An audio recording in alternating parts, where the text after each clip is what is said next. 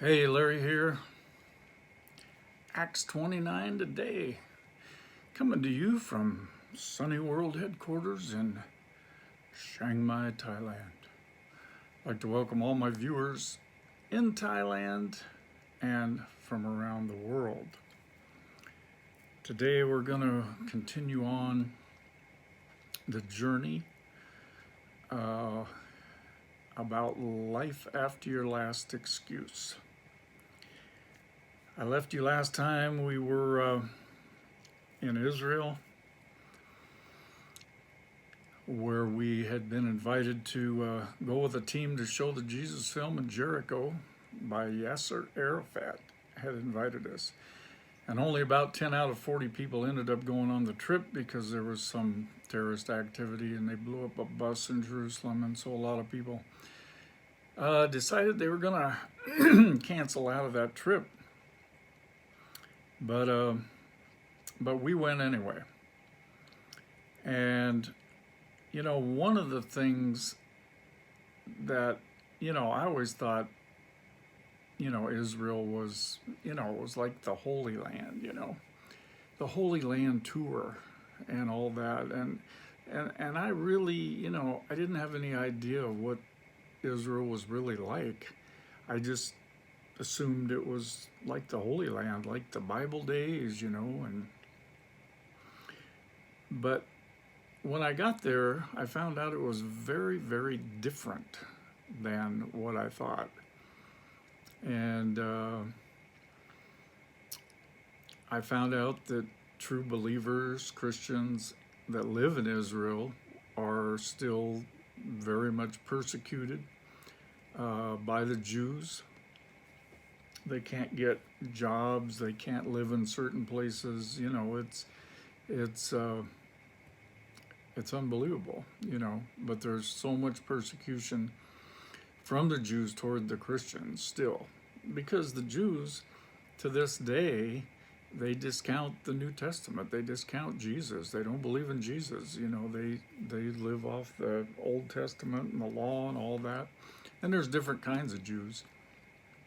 But basically, that was amazing to me, that there was this persecution against believers by the Jewish people, in Israel. And I also found out that Israel's really not a holy land anymore. And in fact, it's become a real unholy land. And this is something I read from a paper in January 2019. It says, not many people are aware that Tel Aviv is a very liberal city with a huge population of the LGBT, the alphabet population. The city also has a lot of destinations and establishments catering to the gay community. In fact, gaycities.com named Tel Aviv as the gay capital of the Middle East. It has an exotic Mediterranean laid-back attitude. After Tel Aviv beat New York as the best gay city in the world in their readers poll a couple years ago. From Tel Aviv Pride Week to its well-known Schenken Street gay bars and free gay city tours, this city is surely ideal for every type of traveler. They hold a huge gay parade there every year, and Netanyahu is completely okay with all that. So the so-called Holy Land certainly is not holy anymore.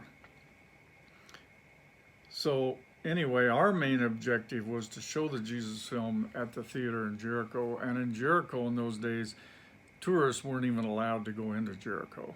So there were no tourists there. The only way we got in was by invitation from Yasser Arafat. We showed the film, the Jesus film, maybe 3 times, I think, or maybe 4. And there were about 300 Palestinians that accepted Jesus through those meetings, which was very, very exciting. And there there's a picture that I took inside the theater where we had just showed the Jesus film. And then this picture is me and and a guy with an AK there. He was actually on a security detail that was supposed to be protecting us. I'm also using that picture on the cover of my latest book called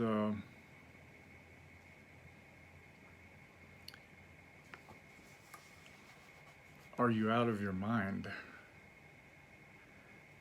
And that's the cover I'm using for that book. And that'll be coming out shortly. Well, I'm working on it already, but it just takes some time to do those books. So anyway, we had showed the Jesus film there, and that was really really an exciting time. I have a saying that I came up with somewhere along the line, and that is, you'll never know until you go.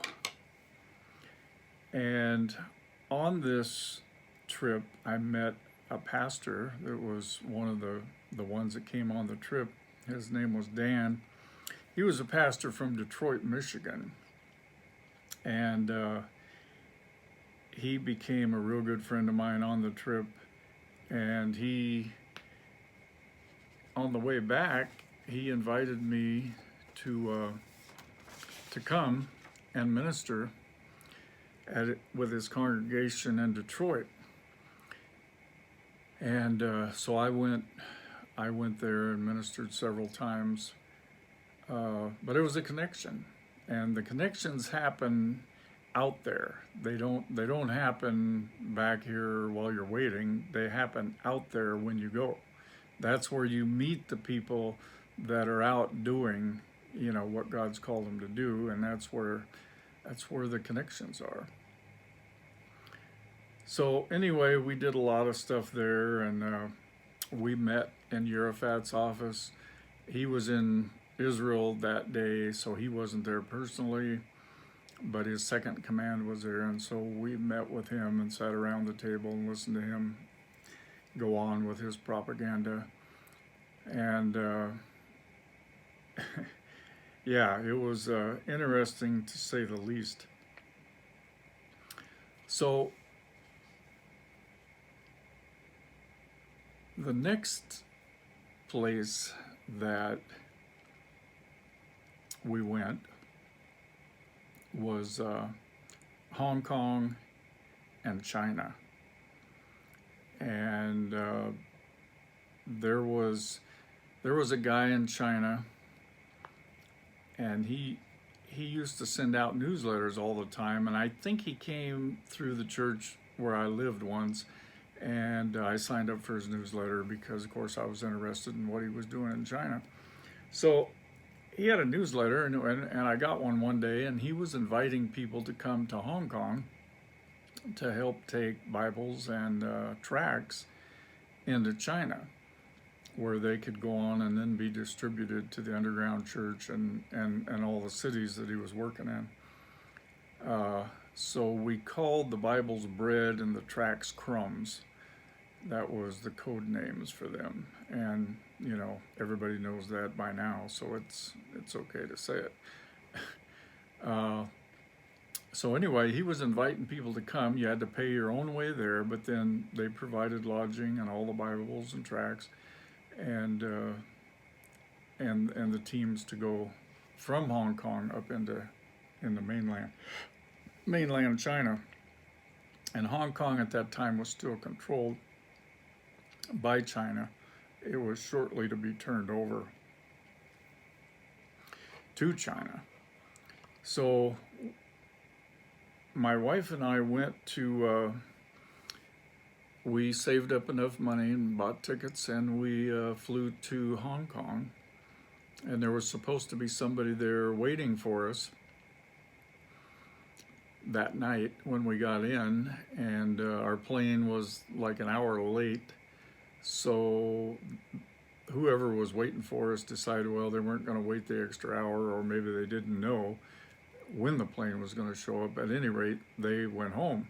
So when we got to Hong Kong, which we had never been before, so after the long flight and all that, and going through customs and passport control and all that stuff, we go out and there's nobody there with a sign with our names on it. And so there we are in Hong Kong. We have no clue. This was at the old airport, the Kai-Tak airport.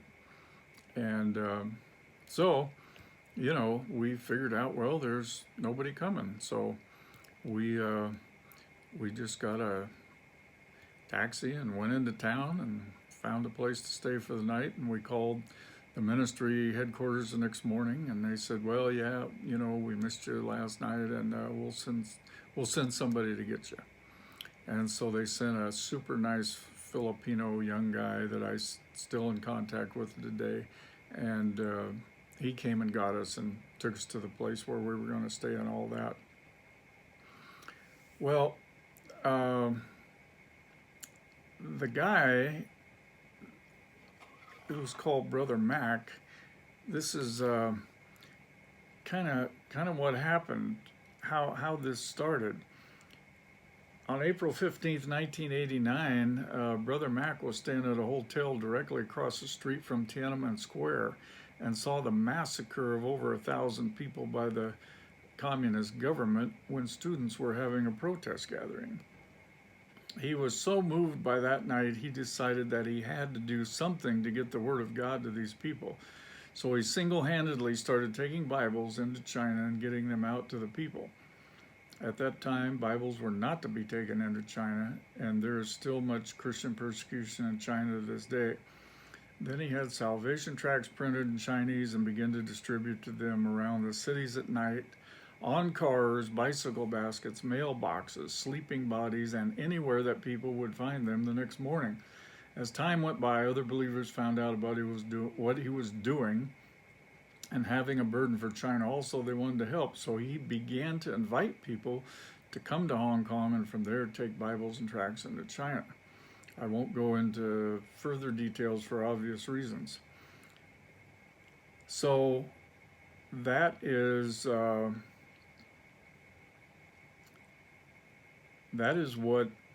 how he got involved in this. And so that is where we were at now.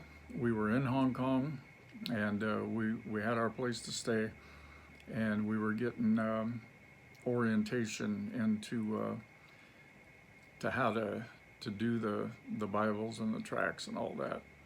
So in the next video, I will go on and share with you some of the things that happened after that on our adventures in China. God bless. Thanks for tuning in.